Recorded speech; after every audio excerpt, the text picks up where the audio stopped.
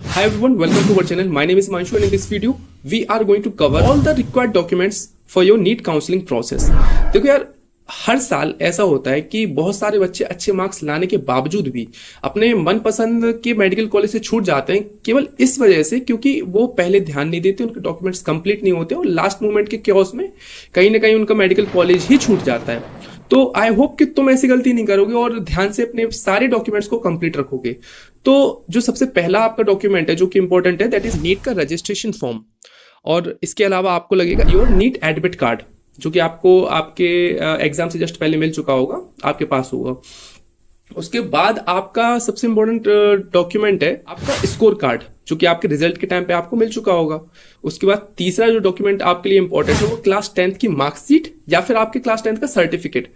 अब यहाँ पे आपको इस चीज की टेंशन नहीं लेनी कि यार भैया मेरे पास मार्कशीट है, सर्टिफिकेट नहीं है, क्योंकि कई स्टेट्स में ऐसा होता है, जैसे मध्य प्रदेश ही ऐसा एक स्टेट है कि आपके पास मार्कशीट होगी, सर्टिफिकेट आप एमपी गवर्नमेंट जो वो होते हैं स्कूल्स होते हैं वो नहीं देते हैं, आपको सर्टिफिकेट नहीं देते हैं। तो इसके क्लास 10th के बाद आपको डॉक्यूमेंट रखना है अपना प्रिपेयर क्लास 12th की मार्कशीट या फिर सर्टिफिकेट। क्लास 11th का भी मध्य प्रदेश में रिक्वायर्ड रहता है, कई अदर स्टेट्स में रिक्वायर्ड नहीं रहता है, बट क्लास 11th की भी मार्कशीट आपको यहाँ पे रिक्वायर्ड होती है, तो इसको भी ध्यान से प्रिपेयर रखो। और उसके बाद आपको चाहिए कम से कम 20 फोटोग्राफ्स, क्योंकि फोटोग्राफ्स हर स्टेप पे आपको जरूरी आएंगी ही आएंगी, आपको यूज आएगा ही आएगा उनका। और ट्राई करना कि ये फोटोग्राफ्स वो हों जो आपने अपने नीट के रजिस्ट्रेशन फॉर्म में लगाई थी, वो आपको प्रोसेस में काफी स्मूथनिंग प्रोवाइड करेगी। और उसके बाद आपको चाहिए आइडेंटिटी प्रूफ। अब आइडेंटिटी प्रूफ में आप रख सकते हो पैन कार्ड रख सकते हो, आधार कार्ड रख सकते हो, आपका पासपोर्ट रख सकते हो, बट प्रेफर करना कि आधार कार्ड आपके पास हो, जो कि बहुत नॉर्मली सबके पास रहता है। अब इसके बाद आपके पास होना चाहिए आपका ईडब्ल्यूएस सर्टिफिकेट। अगर आप एप्लीकेबल हो ईडब्ल्यूएस सर्टिफिकेट के लिए तो ध्यान रखना कि ईडब्ल्यूएस सर्टिफिकेट आप अपना प्रिपेयर रखो, क्योंकि हर साल आपको अपडेट कराना होता है। उसके बाद आपका कास्ट सर्टिफिकेट जैसे ओबीसी या फिर एससी एसटी जो भी आपका कास्ट है उस हिसाब से आपको कास्ट सर्टिफिकेट भी अपना बनवा के रखना है।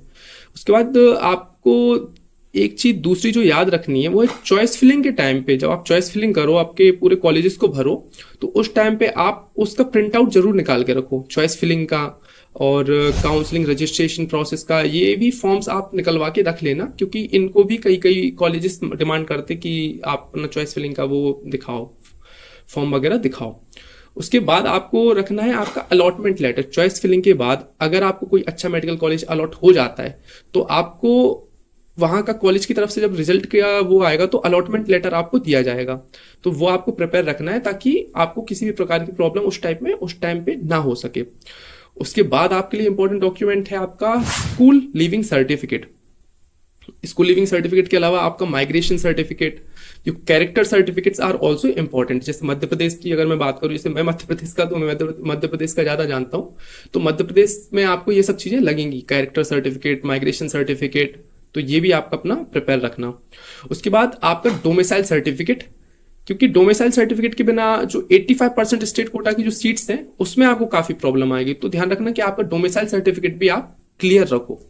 और उसके बाद जो लास्ट चीज है वो है एक सबसे इंपॉर्टेंट चीज, गैप सर्टिफिकेट। गैप सर्टिफिकेट भी बहुत सारे स्टेट्स में डिमांड करते हैं, तो गैप सर्टिफिकेट को भी बनवा के रखना है। और इनकम सर्टिफिकेट, और इसके अलावा आपको इनकम सर्टिफिकेट भी लगेगा, जैसे कि कोई भी स्कॉलरशिप जैसे मेधावी या फिर जन कल्याण योजना, तो इसमें आपका इनकम क्राइटेरिया को जानने के लिए वो इनकम सर्टिफिकेट मांगते हैं, तो इसको भी रेडी रखना ताकि आपको किसी भी टाइप की कोई भी प्रॉब्लम ना हो सके। ये डॉक्यूमेंट्स आप अभी से अपने बनवा के रख लो। कुछ अगर प्रॉब्लम आती तो आप मेरे को कमेंट सेक्शन में कमेंट करके पूछ सकते हो कि भैया कौन सा डॉक्यूमेंट कहाँ बनता है या क्या इसका प्रोसीजर है। नो डाउट आप पूछ सकते हो, बिल्कुल मैं आपको ट्राई करूंगा कि मैं रिप्लाई जल्दी से जल्दी करूं। और कोई भी अदर क्वेरी हो तो प्लीज वो भी कमेंट करके बताओ, मैं जरूर आपको आंसर करने का ट्राई करूंगा। So this was the list of documents for your NEET counselling process. इन सभी डॉक्यूमेंट्स को आप प्रिपेयर करके रखिए। मिलते हैं आपसे इसके आगे वाले वीडियोस में, and thank you for watching. Please subscribe, like and comment our videos. Bye.